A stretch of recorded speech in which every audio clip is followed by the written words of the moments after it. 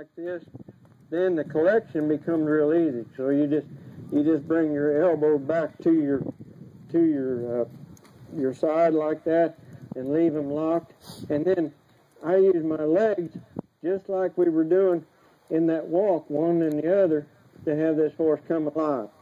And hold that horse in that collected state for just a few steps, and then let them loose.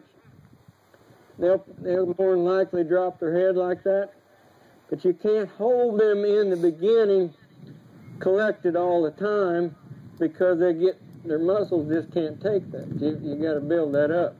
So go a few steps with them loose, and then gather them back up and take a hold of them like that. And your legs are what is going to make the collection take place. Your legs is bringing the hind end up to the front end. If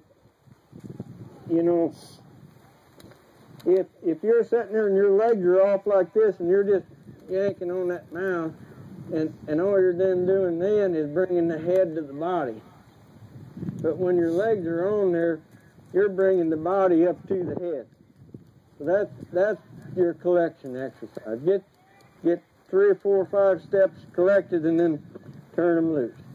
So don't go halfway between. Either have a hold of them, get them collected, take a few steps, and then have them in between. Okay? That's the second thing I want you to work on for next time. So we've got the lateral one side, then the other side, getting that walk up, bringing the walk down, working on the lateral one side at a time. Remember that is here, set on that outside hip, and you're coming alive, and your goal is for that horse to not pull on your hand while the feet are moving.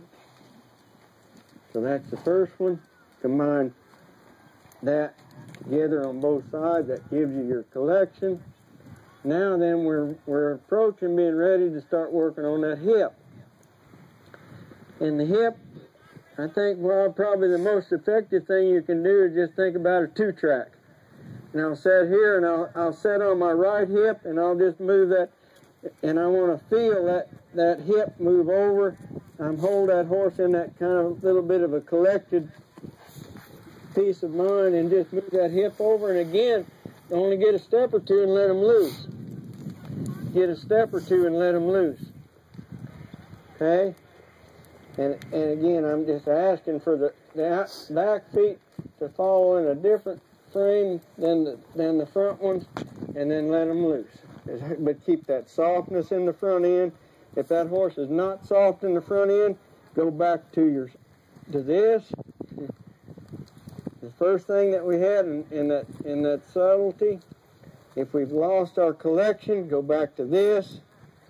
If you've got the collection and the softness working, then you can work on moving that hip. If that hip does not want to move, you put your leg on and the horse says, I ain't moving the hip. Then you hold your foot there like that, and if you don't have spurs on, you use this bridle rein. Get that hip over there. He doesn't have a choice not to move that hip. Okay? He might squirt off, he might do something, but that's all right. He moved the hip. And when he gets where he feels that leg and he moves that hip, then his life gets good because he did the right thing.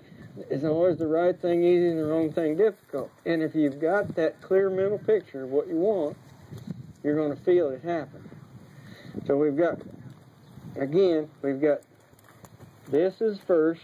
If that horse is pulling on your hand, you just keep riding until that horse, there's no pull whatsoever, and then you can let it loose.